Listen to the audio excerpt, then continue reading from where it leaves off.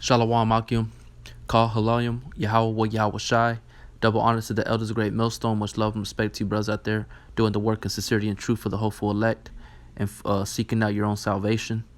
Yahweh Bashem Yahweh Shai, Wahawra Kakwadash, Barakatam Akim. Alright, I'm just going to go into a video. The video will be entitled Vow to Avow. Alright, and basically, when you come into this thing, all right, when you come in and confess the name of Yahweh Shem Yahweh Shai, you say you believe this, that, and the third, you are making a vow. And once you make that vow, it is your duty to bear testimony and witness of the truth. That's what the word avow means. Okay, so I'm going to look up these words, and also I'm going to read this here in Ecclesiastes 5 and 4. It says, when thou vowest a vow unto the Most High, Yahweh, defer not to pay it, for he had no pleasure in fools. Pay that which thou hast vowed. Okay, you've presented your body a living sacrifice once you come into this truth. You were to have count the cost once you receive this wisdom, knowledge, and understanding, as it is prescribed, to count the cost, whether you have enough efficient funds to establish and fulfill the job, the duty, or the position. Okay, so it says, when thou vowest a vow unto the Most High, defer not to pay it, for he had no pleasure in fools. Pay that which thou hast vowed. All right, so you are to present your body a living sacrifice. You are to bear testimony of the truth, nor be ashamed of the gospel of Yahweh Bashem Yahweh Shai. All right, be not ashamed, nor deny his name before men, lest he deny you before the Father, Yahweh. All right, so before I go any further, I want to look up that word vow. All right, here in the blue letter, let's go to the word vow. Nadar, in the Hebrew, nadar. In the outline of biblical usage, vow, votive, offering. Okay, and you go to the Strong's definitions, it says a promise to Yahweh, also concretely a thing promised. So you're making a promise, a vow unto Yahweh by Shem Yahweh Shai. You see what I'm saying? So you have to fulfill that promise. All right. So that is the duty and things of that nature that you have to make with Yahweh by Shem Yahweh Shai. You have to fulfill that promise. Okay. So let me look up that word vow here. All right, as well.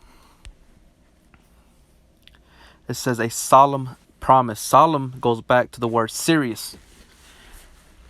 So this is a serious duty. This is a serious calling. This is a serious profession. This ain't no carnal job where you go to and you quit as thy will.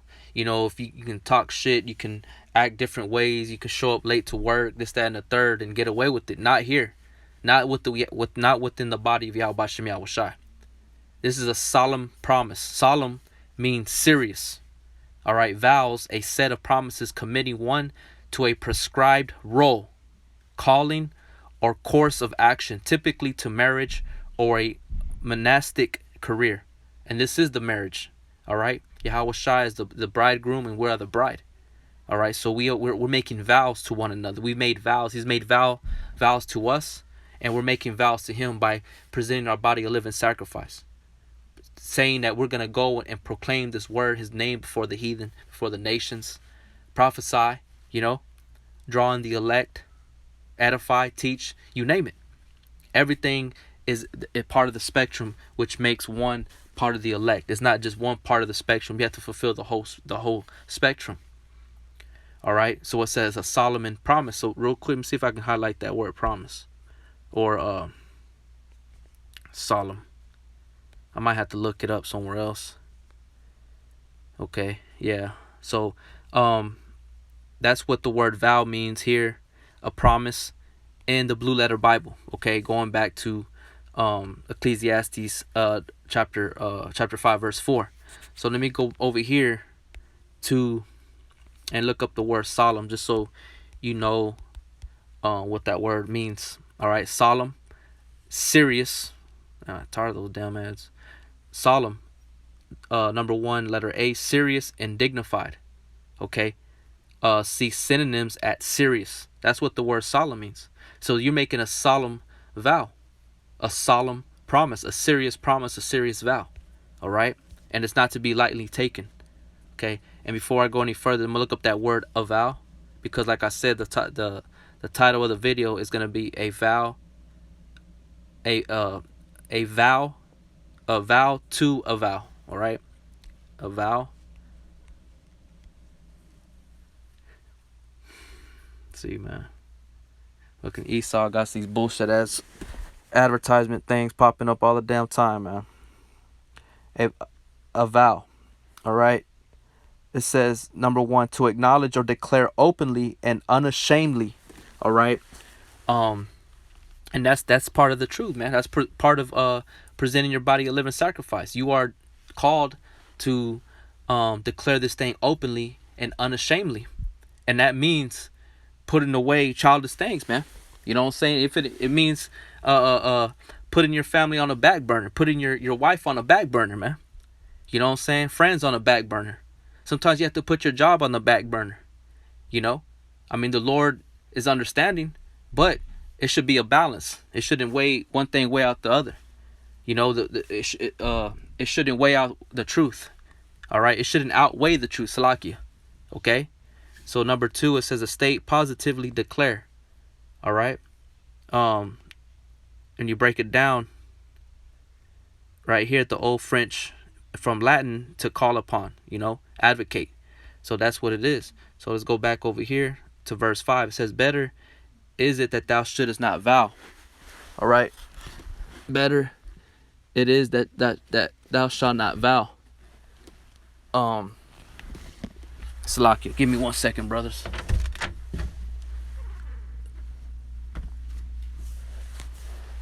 All right. It says, verse 5, better it is that thou shouldest not vow than thou shouldest vow and not pay. Okay. Because like I said, there's a price for everything. So when Yahweh Shai grants you the gift of the Spirit, there's an obligation that you have to perform, you have to fulfill, and that is doing the work. Okay. Else you owe him. You know what I'm saying? And when you owe somebody, you know, just like they have the loan sharks, they have certain people that you loan money from, and you don't pay up, man, they're going to break your legs, man. You know what I'm saying? That's how deadly it is with Yahweh Shai. He's going to require your life. It says, verse 6, suffer not thy mouth to cause thy flesh to sin.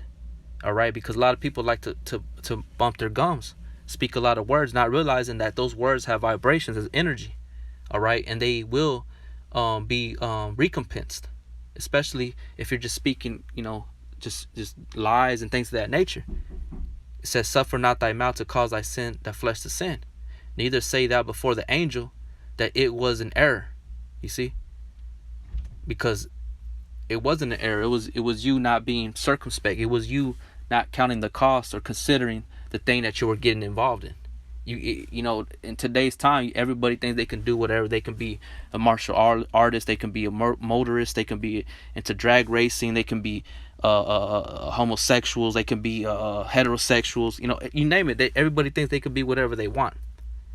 And at the end of the day, they're like, oh, when they get old, it was an error. It was me being foolish. No, but now you have to be paid for that. You have to be responsible for your actions.